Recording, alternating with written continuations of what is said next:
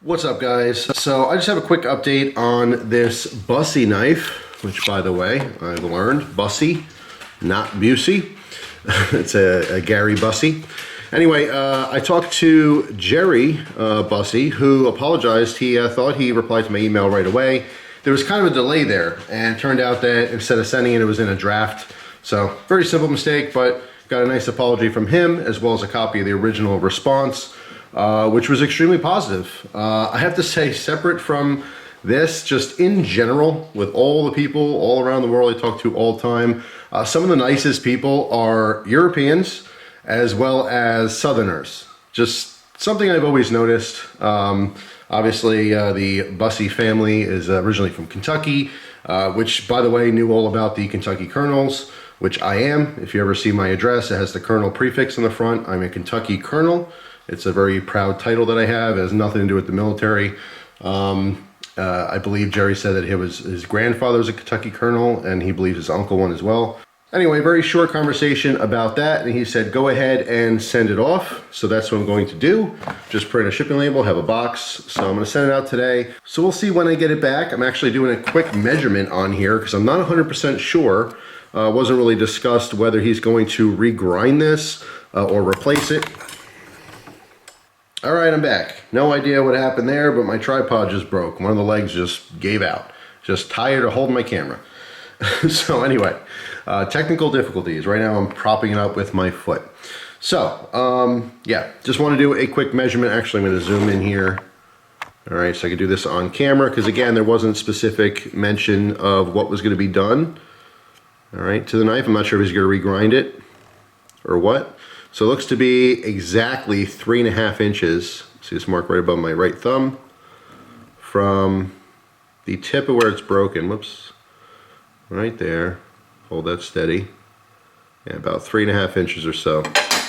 All right. So yeah, obviously, if it's still 3.5 inches, that means he reground it from this new point all the way down and just, reground everything, sharpen it, maybe put a new stamp on there. Have no idea. Couldn't tell you. I don't really care so much about the stamping. If he just regrinds it so that there's a point on there, that's good with me. It doesn't really matter how it gets resolved. It's just the idea that he's going to take care of it, which is really, really awesome. Again, a few of the people who commented who have experience with the company before had no doubts whatsoever they're going to take care of it.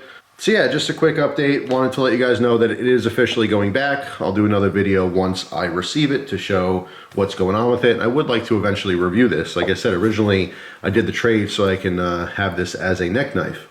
All right, a little bit on the bigger side again for neck knives, but you guys know I've been pushing the boundaries as far as how big a neck knife you can carry. So yeah, here's a little close up again. See, it's marked LMAX right there, can't miss it. But yeah, so LMAX is an awesome steel, but not for some of those harder used tasks. Now there is definitely a blurry line as to what a fixed blade should do. When you're talking about folders, for me, I mean, there's nothing other than cutting. If you need to pierce with the tip or cut with the edge, that's cool. Anything else, any kind of even really light prying, I think is definitely a no-no for any folder, even the huge, thick overbuilt folders. However, when you're talking about fixed blades, there's a lot of people doing a lot of stuff with fixed blades that you really shouldn't be using a knife for. You should be using other tools. I don't know exactly how this one broke, I wish I did. But obviously some people have a different idea of what a knife is capable of than others. For me, it's a cutting tool. Like I said, rarely, extremely rarely, will I use a knife for anything other than cutting. Even if I was scraping a sticker off a glass or something, you could do that without harming the edge, but in that case, I usually have some other tool that's going to do the job as well. So yeah, I mean, what a knife is used for is really up to the owner, but clearly if it's misused, in this particular case, extremely hard steel like this, and obviously didn't end well. So just something to note. So I am kind of curious what he's going to do. If he's going to replace it, I wonder if he's going to replace it with the same model with LMAX, or maybe offer the same knife with a different steel. I don't really know. Of course, I'll keep you guys up to date.